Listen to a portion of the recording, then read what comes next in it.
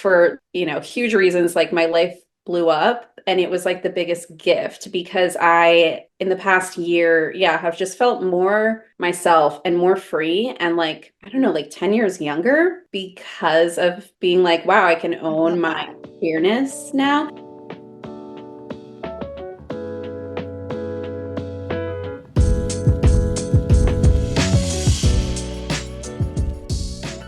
What's up, my bis and allies? I am so excited to be back with another episode of Bisexual Behavior. Welcome to the second season. I'm so excited to make it here. Happy Pride Month. I thought it was the perfect time to celebrate the new season and roll it out for Pride Month. Today, I have a very special guest. It is a writer that I have always been a big fan of. I've read her books, and I just saw that her re released book, Women, has been named a national bestseller. So that's a very big deal, a national seller by USA Today. It's so crazy that I am welcoming Chloé Caldwell onto this episode of Bisexual Behavior. And I'm so grateful to have all of you listening and supporting the podcast, even since the first episode. If you're new here, we talk a lot about bisexuality, and I interview different people about their experiences with queerness, and we explore all different topics from discovering bisexuality late in life or to dealing with biphobia or internalized homophobia. So many different topics. Bisexual is very vast, and I'm so grateful to be able to explore more with you all. So in this episode, I talked to Chloé about, what it's like to have your first queer situationship be published and be out in the world like that. And she talks a little bit about the fact that, she wasn't fully out and understanding kind of where she fit into the queer spectrum when she published that. So it was a very interesting experience for her. She also tells me how women became more popular slowly over the years and has slowly become a sapphic cult classic. She also talks a little bit about divorce and how that's shaping her queer journey moving forward. And I think this is a great listen. I really loved this conversation with Chloé, and I hope you all love it too. So without further ado, here's Chloé.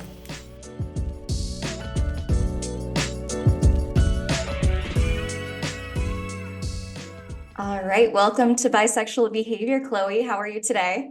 Thank you for having me, Talia. I'm pretty good. I'm upstate New York and it's kind of rainy and dreary, so just catching up on work. Same. I'm actually in upstate New York too. So Where? I am in Albany. I didn't know that. I'm in Yeah. Hudson. Oh, nice. Wow. Okay. Yeah, it's small world, That's right? wild. Yeah. I mean, usually anyone I talk to is either like, I don't know, on the West Coast, like in LA or in the city. So that's really cool. Yeah, it's funny because most of the people I interview are like from a big city. So I'm like, yeah, I'm just in here in little Yeah. Albany. Up here in the, they think it's like so rural and it's like, well, it's a city, but yeah. Hudson is very cute though. I love it there. Yeah. I like living here a lot. Have you been there for a while? I have. I've been living here for 10 years. Oh, wow. Okay. 10 years straight, and even before that, off and on. I'm from this area, so Mhm. I was kind of always going back and forth from wherever I was living to here because my dad had a music store here and I would work at his store for money.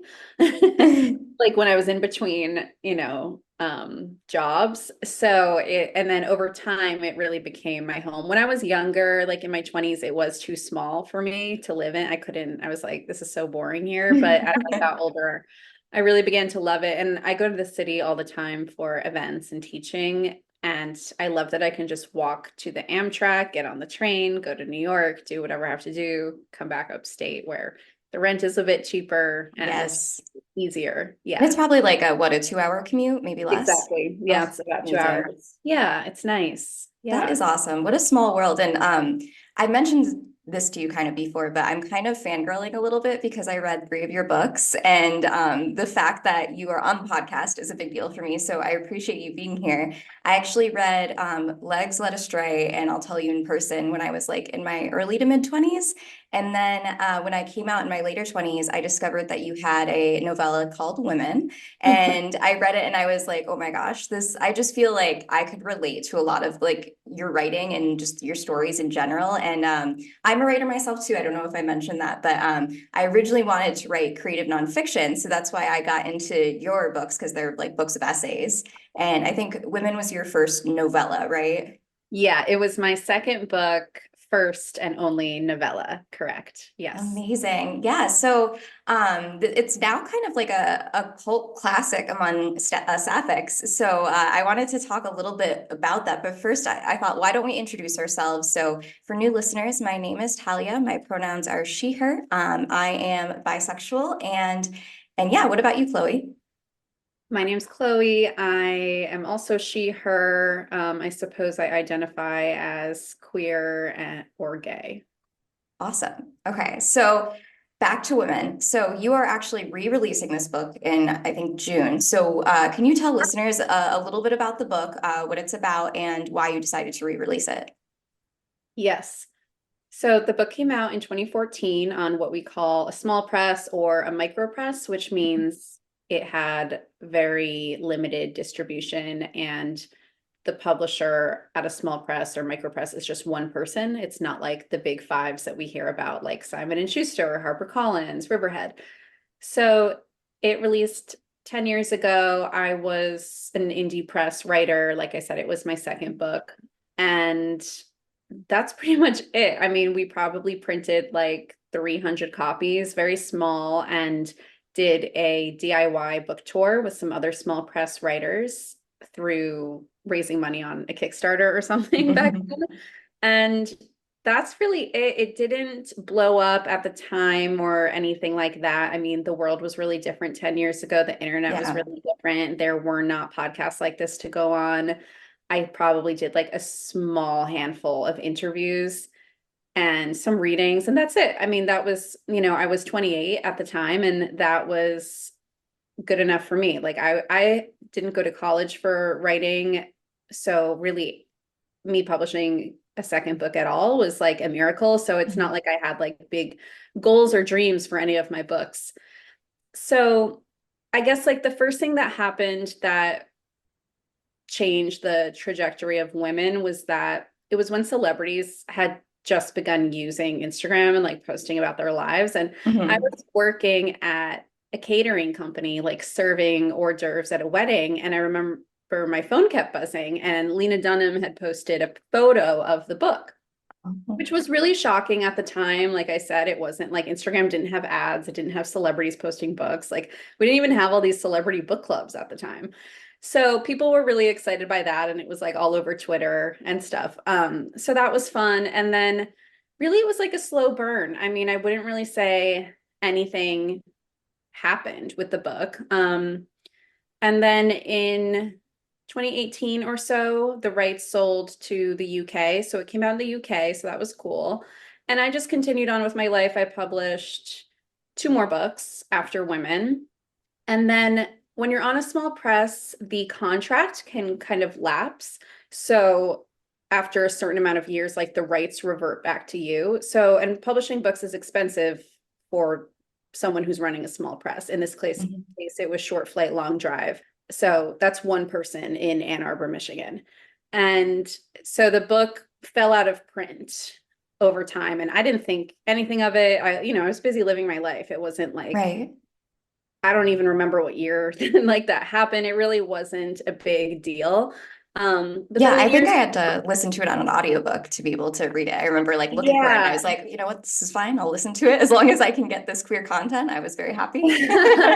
So that's exactly what happened, was that over the years, I would say like 2019, 2020, 2021, I would have people sort of referencing like in passing or emailing me like, hey, I'm trying to buy Women for my girlfriend, and why can't I find it anywhere? Or, oh, I had to listen to the audiobook, or, oh, I had to get the one with the pink cover that's UK, but like no one liked the pink cover. Like, because the original was like white and minimal, just like very intriguing. And then the hot pink one has like a woman's body on it, and it's cool, it's just not the same.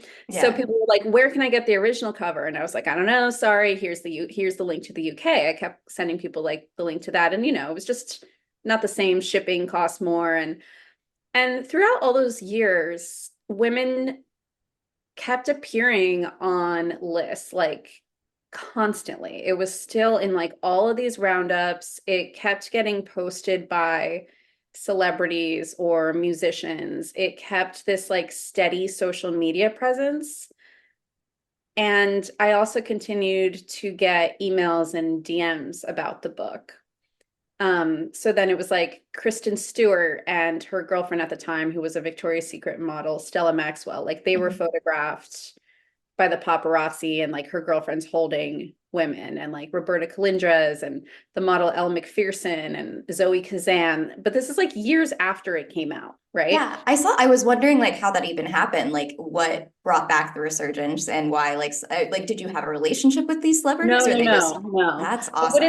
I wouldn't say it was a resurgence. I would say it just, now that we're looking at it from 10 years, it just happened between like 2015 and 2022. So it wasn't like Mhm. all at one time. But now that we have 10 years to look back, it's like, wow, all of these different people have posted it, but Yeah.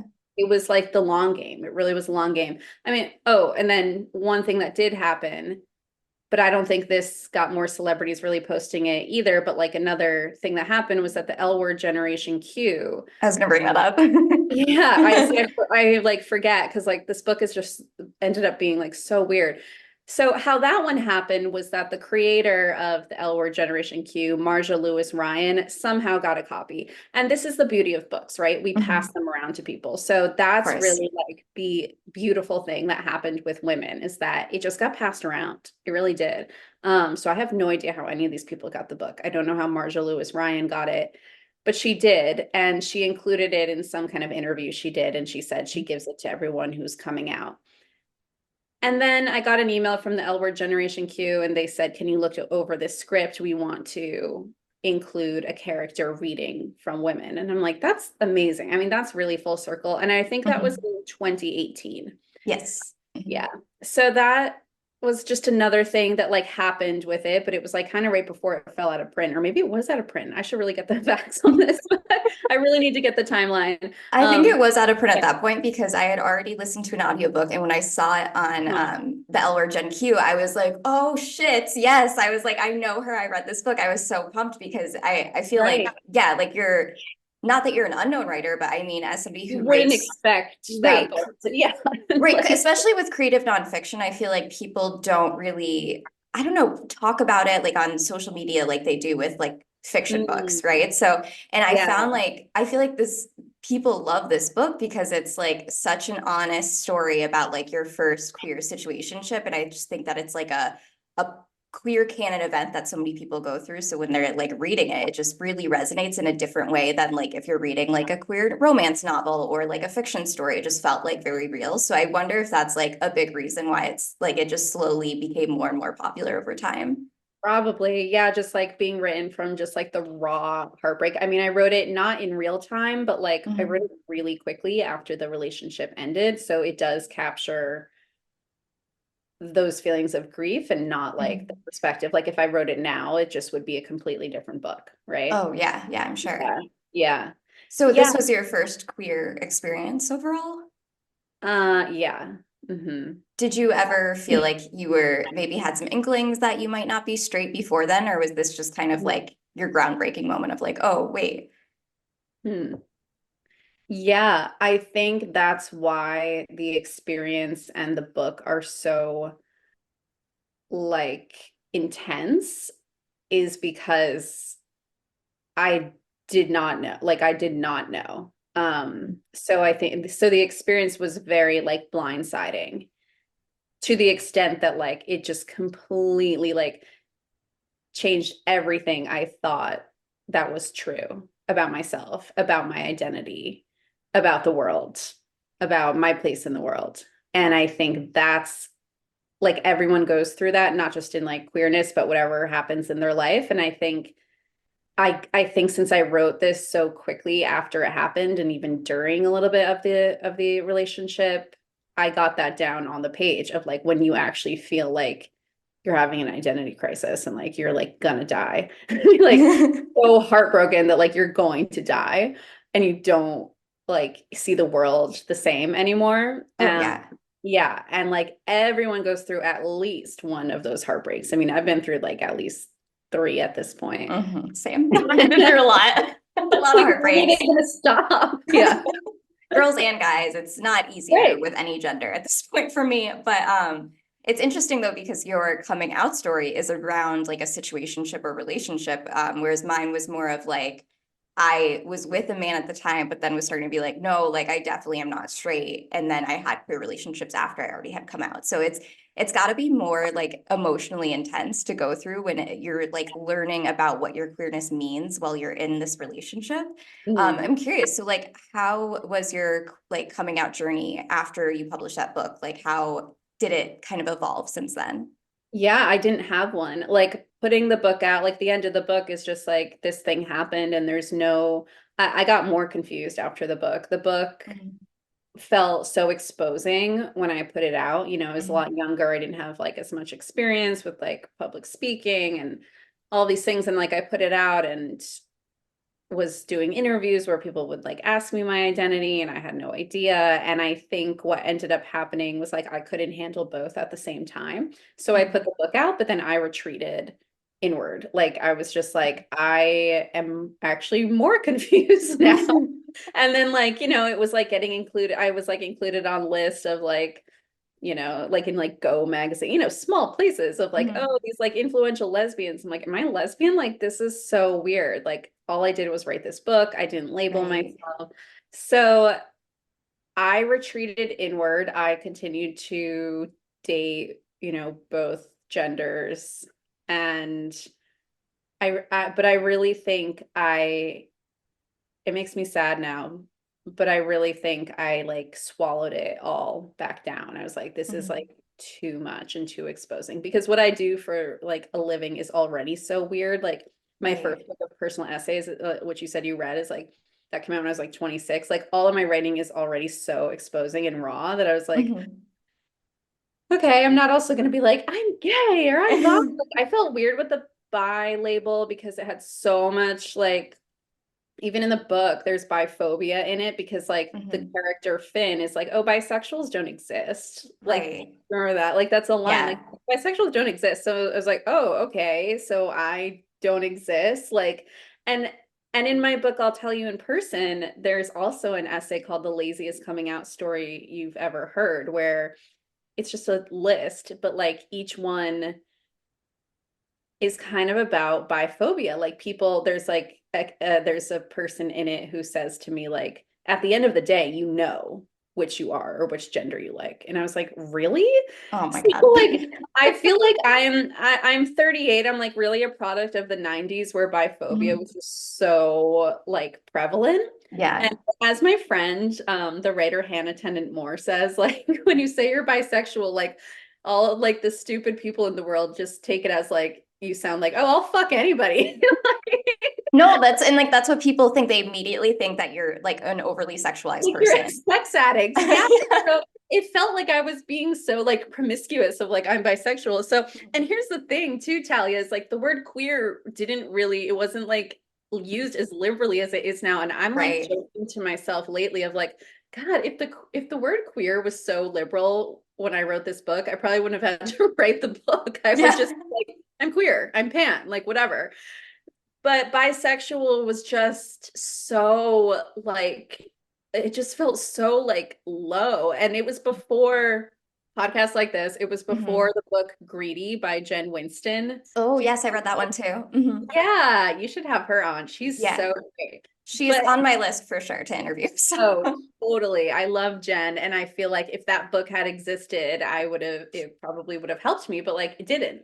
Mhm. So And I I think just that's like the felt part of the raw nature of it is that it's like you're reading this at a time where it's so early in you understanding your sexuality. I think that's where it really like resonates because a lot of what we're reading now is people who have, went through the journey, they've unpacked it, and now they're telling you a more like, I guess like a modern idea of what it means to them, right? Like they've already evaluated it, they know who they're at and what they are, but there's something special about reading something where it's like you're still not sure. You're just experiencing this and sharing your thoughts as you're going along. And I think that's what's really special about that book.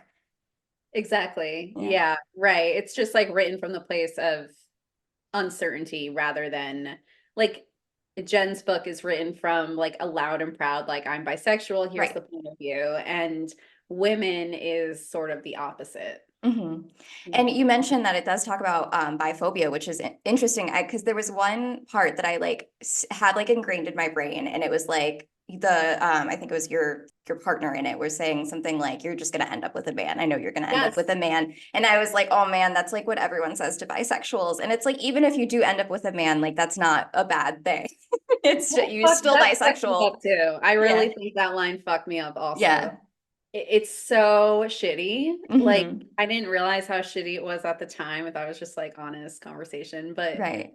from my older perspective, I'm like, wow, like, how do you know? And then what's crazy is like, I did marry a man. I And was gonna ask about that because I follow you on Instagram and I was like not sure what the status of that well, was.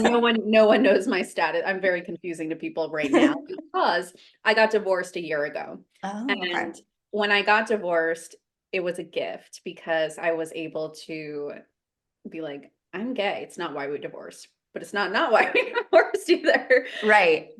But it's not, it wasn't the reason. Mhm. And yet I'm like, was it though? Like it would have come up. So that's what's so crazy is like I sold the reissue of Women Mhm. to Harper Perennial, I don't know, like a month or two after we separated. So now I'm kind of like, whoa, was Women out of print while I was married to a man? Like the same exact years I was married to a man. Like this is crazy. Interesting. I know. And now I'm able to like, put women out and like really be behind it and like talk Mhm. about these things in ways that I would feel even if I were going on this podcast and talking about being bisexual, it just felt like people didn't believe you because of Mhm. who you're married to. You know what I mean? Right. Oh, yeah, absolutely. I mean, I have a male partner right now, so it's very challenging having a podcast where when I started this podcast, I had a girlfriend. So I was like feeling like I'm Uh-huh. definitely nobody's going to question me about being bisexual. And now that I'm with a man, I'm like, oh God, I feel like weird talking about my relationships My on God, here. it sucks so Yeah, much. it does. How old were you when you like came out as bisexual? I was 27. So I'm Uh-huh. 31 now. So I've had some time to like process it. I've like dated, had like relationships and things. Granted, that happened during the pandemic, so it was a really weird time to come out and come to terms with it. But I felt like the biggest thing for me coming out was like watching queer TV shows, reading the Yeah. books. I felt like that was like the only thing that really helped me understand it outside of just like dating, because dating is kind of a shit show. Yeah. So Yeah. so I'm curious, so you went through a divorce. How has like what has it been like after now? Like, are you fully living your happy queer gay life? Are you like still feeling like you're still trying to figure things out? How does that look today for Yeah, you? it's so wild. Like after I got divorced, I felt more myself than I had felt. I didn't realize that something had been like looming over me. And I Mhm. really think it was that like I was saying before, I put out Women and then I was kind of like, I tried dating like, different women and nothing was working out. And I just kind of retreated because of Mhm. those comments we're talking about. Like, I hate Yeah, to say that those comments that I'm so weak that those comments would like affect me so much, but like you internalize shit, right? a So 100%. yeah, so I think I like retreated. I fell in love with a man, we married, and then for like, huge reasons, like my life blew up. And it was like the biggest gift because in the past year, yeah, have just felt more myself and more free and like, I don't know, like 10 years younger because of being like, wow, I can I own love my that. queerness now. Yeah, it's crazy. And the writer Constance Debray, she's a French writer. She Mhm. actually writes about this in her book called Love Me Tender. And she says like when you become gay, like you lose 10 years. Like you just do. Mhm. Because it's just harder to tell like the age of people because you're not in the same kind of like I don't know if it's like domestic life or what it is, but you look at the lens of the world differently. Um, 100%. so yeah, I've had a crazy year of dating and like you were saying, dating can be, I've had a lot of fun dating.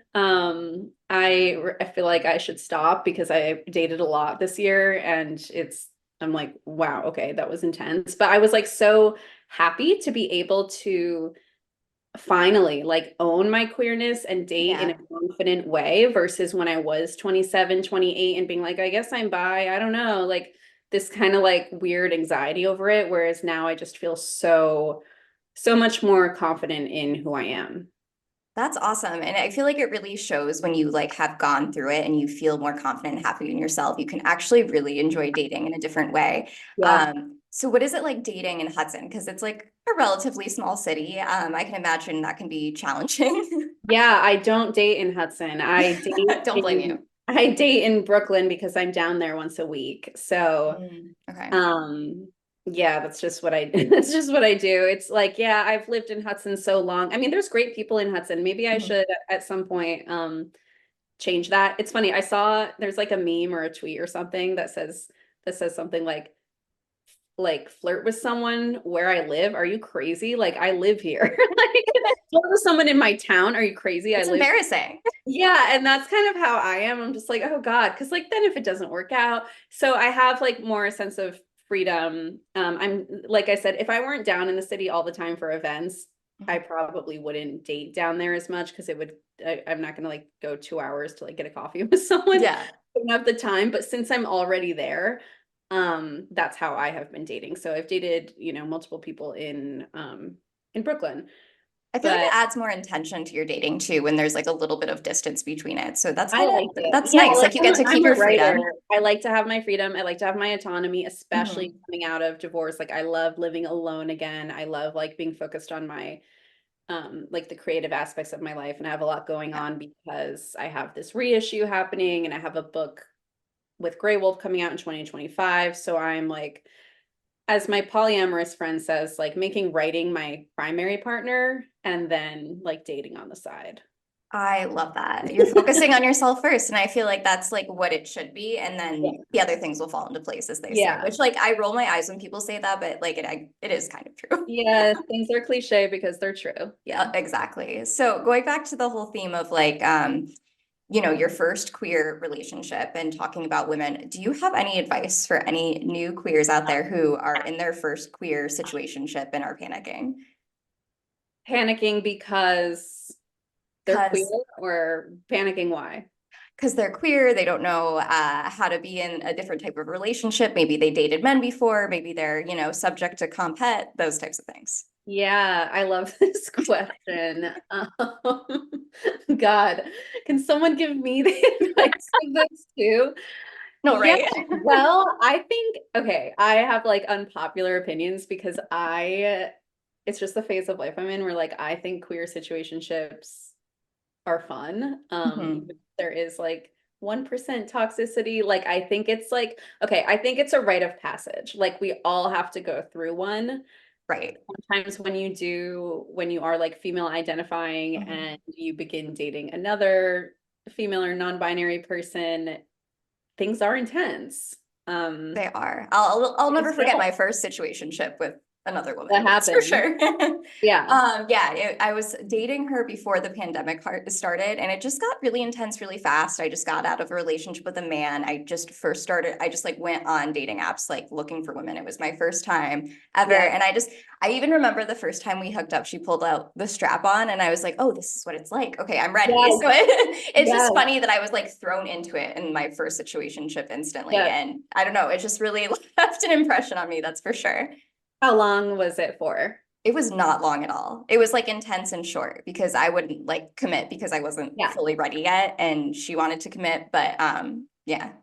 That's so funny. Right after I separated, I also like went on a date with someone in the city and like she pulled out the strap on and I was like, what's happening? I was just like, wait, like suddenly you're like dropped in this and then I was just kind of like, this world was here the whole time and I've been missing out. Like I was like, this has Mhm. been here the whole time. You could have been in this world, like to myself. And I'm like, well, now I'm in it. Um, but to your question, I think like it is a rite of passage. It fucking hurts like hell, especially if you Yeah. get broken, you actually feel like you're gonna die. I dating women sometimes is like it's pain. I don't know what it is. It just I would say like gear up all of your queer music and listen to it. Yes. Like that Yes. is it. Like queer heartbreak music, King Princess, Chapel Rowan, like everything. Um, Love Chapel Rowan. I've been listening to her a lot lately. that's with her right now. Yeah, she's so good for situationships and for heartbreak. I think she's amazing. Definitely. So, like make a playlist and like Yeah, and just remember, like, it hurts and it can be really intense, and go at your own pace. And also, at some point, you'll miss this time, even though it can be like really confusing and hard. It's like it's something you go through, and it kind of builds character and teaches you what Mhm. you want or don't want later on. Yeah, absolutely. And write about it, write it down, in Yes. journal, and like get it out somehow creatively. You mentioned that you teach too, right? So do you do like workshops and stuff with writers? Asking Yeah, so I personally teach for me. Yeah, I teach a year-long write a book in a year class, which Mhm. I call like the poor man's MFA program. So it's basically exactly like an MFA program, but for like $30,000 less. So I do Awesome. that every year. Yeah. And then I also upstate actually host retreats for people I meet, and it's usually like 6 to 10 people here in Hudson, like in an Oh, Airbnb. cool. Yeah, it's really fun. I would love to have you at one. That would be I amazing. would love to do that. So I'll have to look out for the next one for sure. Yeah, yeah. I usually post all of it on my Instagram, and I have a newsletter. Yeah. Okay, that's awesome. I'll also include all this information in the show notes so somebody can subscribe if they'd like to and whatnot. So, Yeah, I do a lot of one-on-one with people too, just through myself, not through a company right now, where I do like mhm. mentorships, and they can be 1 month mentorships, they can be 3 month mentorships, and they come with like 2 phone calls a month and then 40 pages a month, where I give feedback on 40 pages, and then we talk on the phone, and I give resources, help find places to publish and stuff like that. So the mentorships are really fun, because then it's just me and one other person. So that person really gets like my attention and the focus. That's so cool. So, do you have any recommendations for writers who want to write about their own queer experiences? It's whether it's their first queer situationship or marriage or things of that nature. Do you have any tips? Again, asking personally for me. Yeah, I mean, I think we need to hear more of these stories. They're really like, even though we can count like five, that's not a lot. Like until we can count 5 million, that's just Mhm. there's not a lot out there, even though there's more than there Yeah. was. So just remembering that, and not feeling like, oh, someone's written about it, I can't. Like every story is like specific in its own way. We definitely need more bi stories. Like that one is really Absolutely. missing. Like just in general, and definitely in the marketplace also. I would say like keep notes all the time. Like that is the thing that ends up turning into a book. Even if you feel like, oh, this is a mess, this isn't how you write a book. It actually is how you write a book. Like having a document and just putting whatever you're thinking into it, or whatever happened yesterday, or memories, or whatever. Some people do this like in Google Docs, some people do it in their notes app, some people do it in their journal, but recording everything, because you don't know what it's going to turn into. Like when I, was writing women, it's not like I knew I was writing women. I was just like writing down some fragments that had happened, Oh, Yeah. yeah. No writers are sitting down like, I'm going to write a novella called Women. No, no, no, no. It's all just like writing, and then it ends up developing into something, but you don't know what that's going to be until later.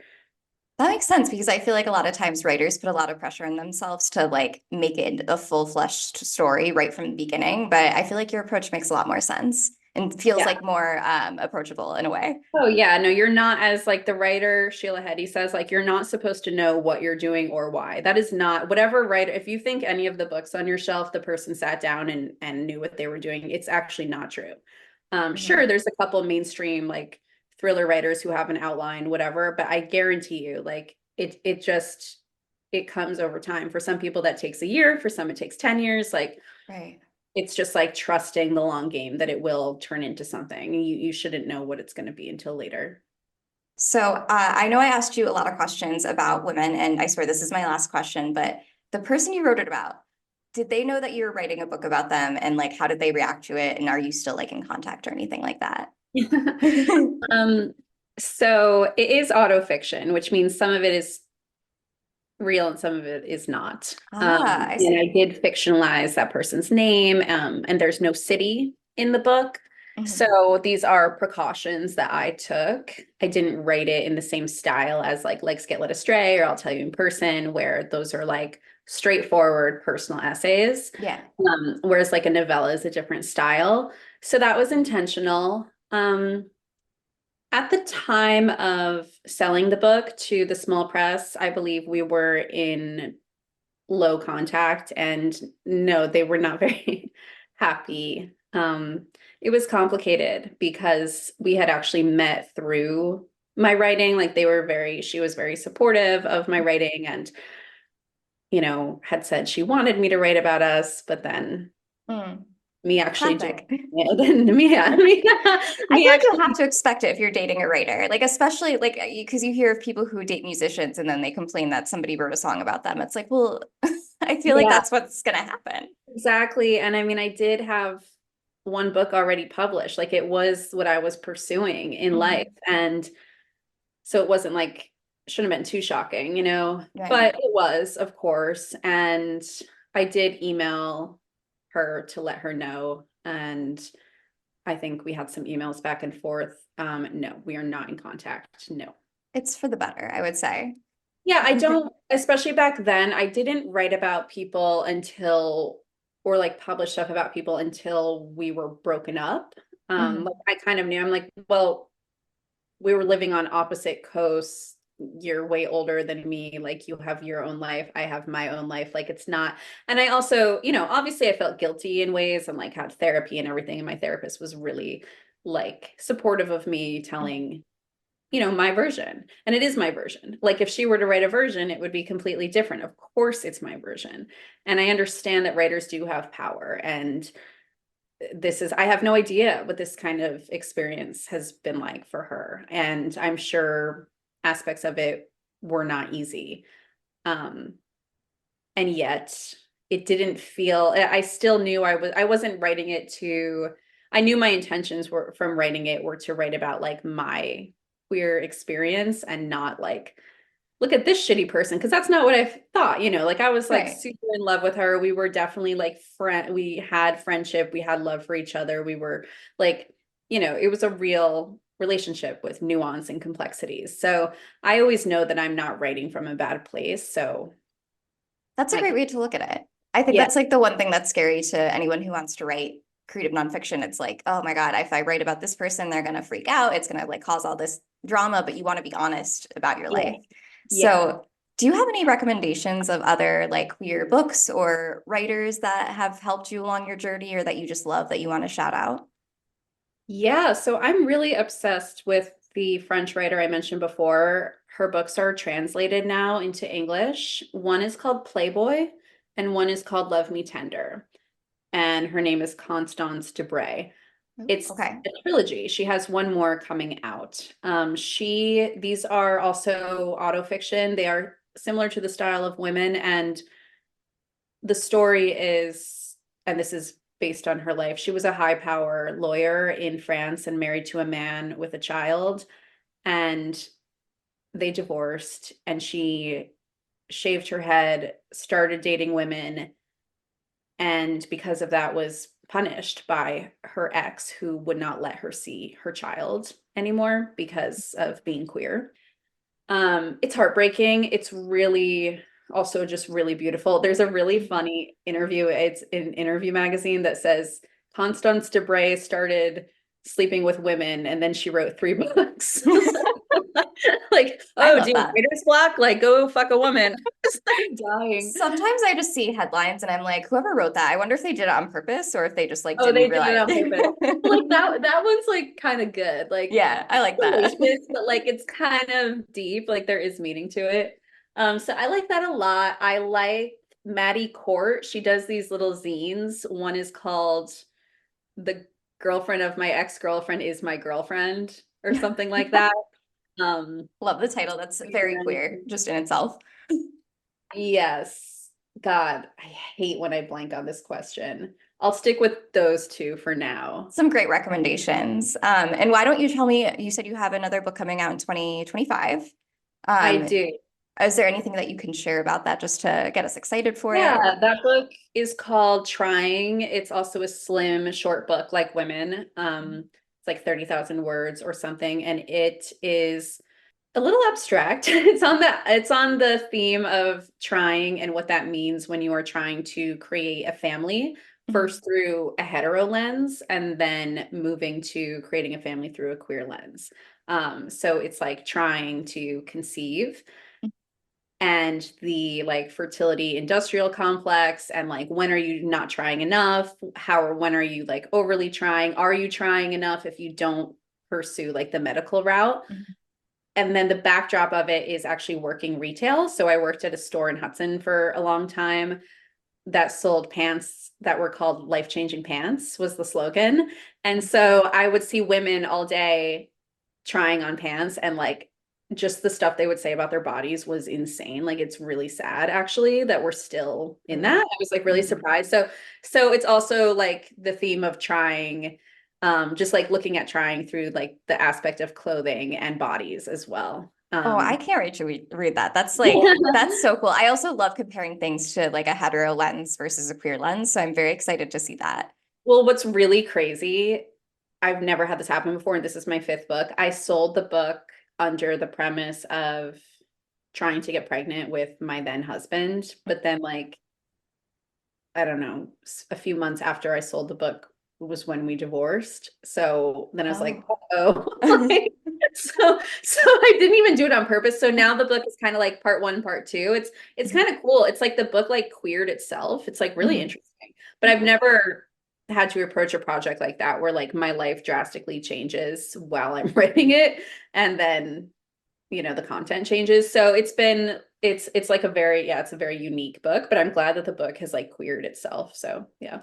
Awesome. Well, I'll keep an eye out to see like what month that's coming out in, because I'll be excited for that. August 2025, but that's always, so yeah. Gotcha. Okay. I'll keep the word out and just an eye out for that. But just like congratulations in general for having a very successful writing career so far, seeing like all the books that you're publishing, especially as someone who's been reading your book since I was in my 20s, like seeing you write more and like talk more about queerness has been like really great to see. So God, thank you so much. You're welcome. I really appreciate you and you making this podcast. Like it seems like a podcast I probably, years ago was like, I should do a podcast like that. Like someone has to, like, thank you for being the person who has made this and like taking the time and having. Oh my gosh, yeah.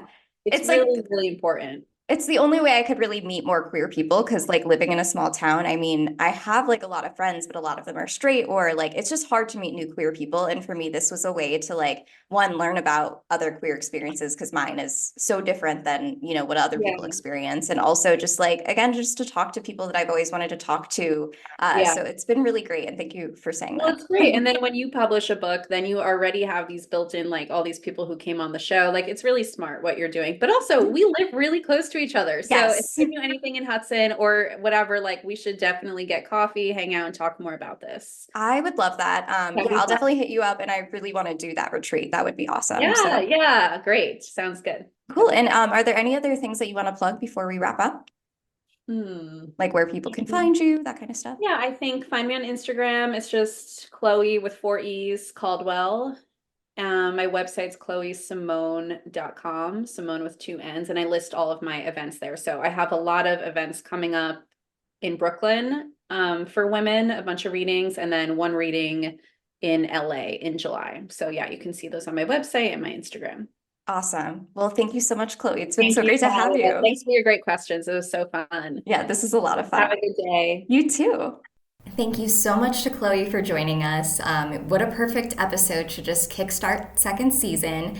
And thank you for listeners again. I'm so grateful to have your support.